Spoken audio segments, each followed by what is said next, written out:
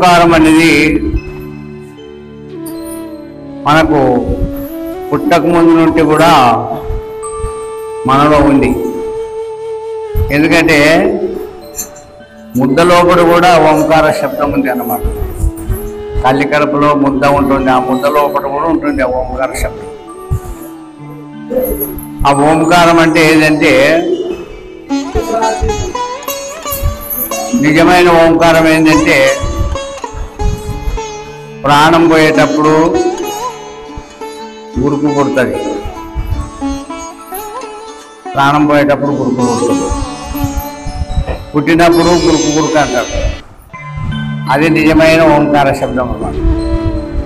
ఇప్పుడు మనము ఎందుకంటే భాష నేర్చినాము, భాషను గురించి భాషను పట్టుకొని ఓంకారం ఉచ్చారణ చేస్తున్నాము. అది కాదు, స్వయంగా పుట్టిండేది. ఎవరు చేసి నేర్పిన భాష కదా భాష, అది నేర్పిన భాష కాదు.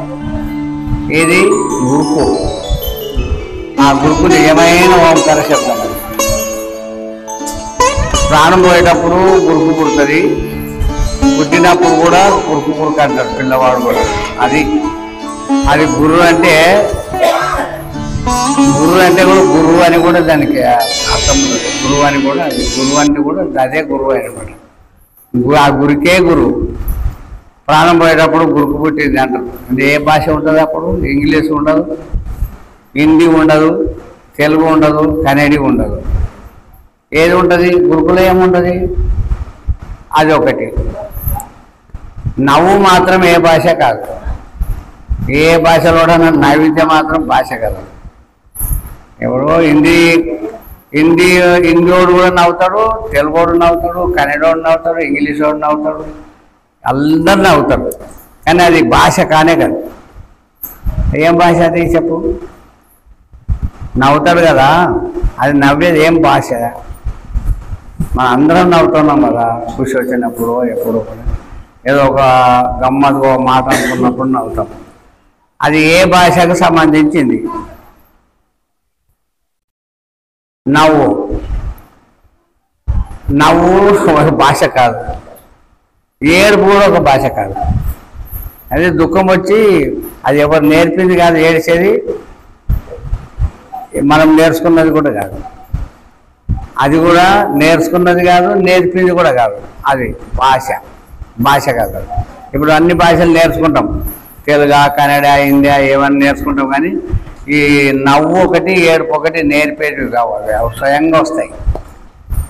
స్వయంగా ఎట్లా వస్తాయంటే, ఇప్పుడు మనం మనుషులము ఒక ఈత నేర్వాలంటే మొదలు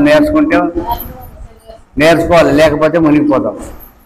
మనుషులు, ఇతర జంతువులు ఎన్నో రకాలు ఉంటాయి, అవి నేర్పేది అవసరం లేదు. ఇప్పుడు తల్లి కడుపులకి వెళ్ళి పుట్టింది అనుకో, తీసి నీళ్ళు లేస్తే అది ఈత కొట్టుకుంటే బయటకు వస్తుంది.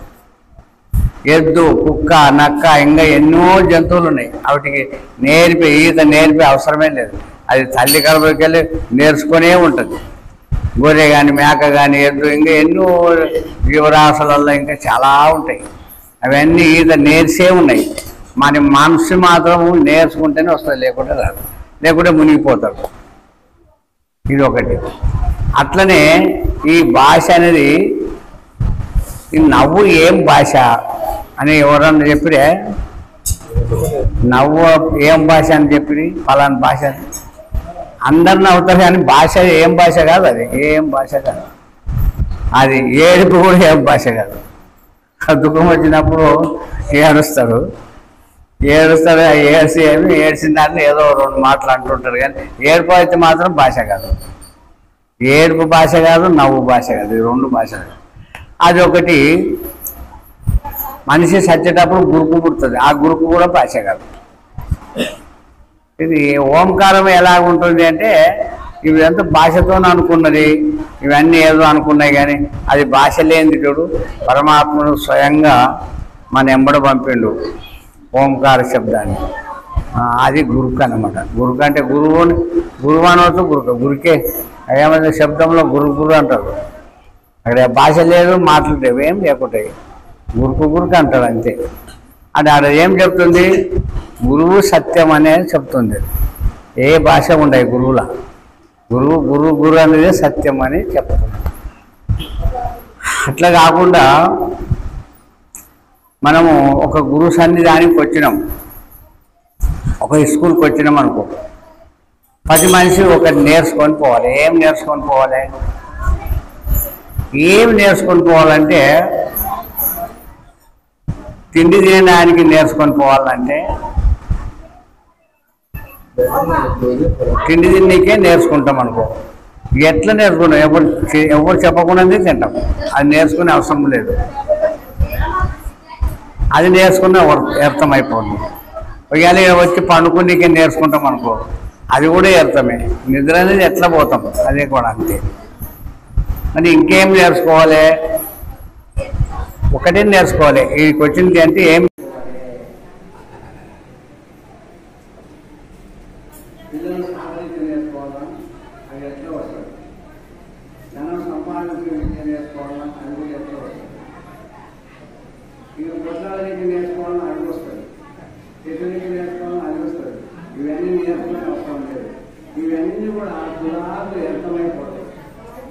ఇవన్నీ వ్యర్థమైపోతాయి అన్నమాట. ఇప్పుడు మనకి పనికొచ్చేది కార్యక్రమం ఇవన్నీ కూడా నేర్చుకునే ఒక్క పనికి రాదు. అది ఏది పనికొస్తుంది?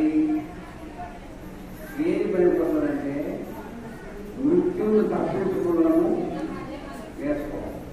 మృత్యు అనేది మనకి ఏం కనపడతలేదు, అవనేలా తీసుకుపోయి కూర్చుంది. మనం అనేక రకరకాలుగా జీవుడు అని ఎట్లా జీవుడు ఎలా పరమాత్మే. పరమాత్మని జీవుడు ఎట్లా అయింది అంటే బంగారు సుఖమే. ఆ బంగారు కిందకి దానికి ధర తగ్గిపోతుంది. అలాగనే జీవుడు ఎట్లయిండు? జీవుడు సత్యవంతుడే, పరమాత్ముడే. కానీ ఎలాగైపోయిందంటే ఈ పంచభూతాలలో ఇరుక్కుపోని, పంచభూతాల స్వభావం కలిగి, త్రిగుణాల్లో ఇరుక్కొని త్రిగుణాల స్వభావం కలిగి, అష్టదిక్కుబాలలో ఎందుకు ఇరుక్కొని అష్టదిక్కుబాల స్వభావం కలిగి, ఈ స్వభావాలంతా కలిగి ఒక అవస్థలు అయిపోయింది. అవస్థలు అంటే ఒక ఆపద కలిగిన వాడైండు, ఆపద గలవాడైండు. ఆ ఆపద గలవాడు ఎట్లా అయిందంటే దీనిలో స్వభావం కలిగి దానికో దుఃఖం సురువైంది, ఒక బాధ సురువైంది. బాధ లేదు జీవునికి, బాధ లేదు. బాధ ఎలా సురువైందంటే పంచభూతాల చేత, త్రిగుణాల చేత. ఈ త్రిగుణాలు పంచభూతాల చేత, మన అలవాట్ల చేత. మనం ఏమేమో అలవాట్లు సుఖ పెడుతుంటామో, జీవునికి ఏమేమి సుఖ పెడుతుంటామో ఆ సుఖమే మనం జీవుని చేసింది అన్నమాట. ఆ భోగమే జీవుని చేసింది.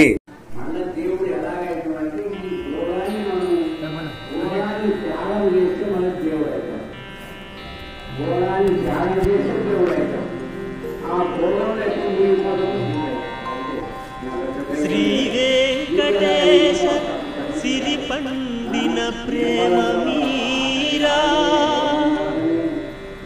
నీ గుండె నిండుగా సదా నిన్ను చేరువేళ, లోకాలలోన కలిశోకము రూపమాసే. శ్రీ శ్రీనివాస నీ లీలలు చిత్రమా.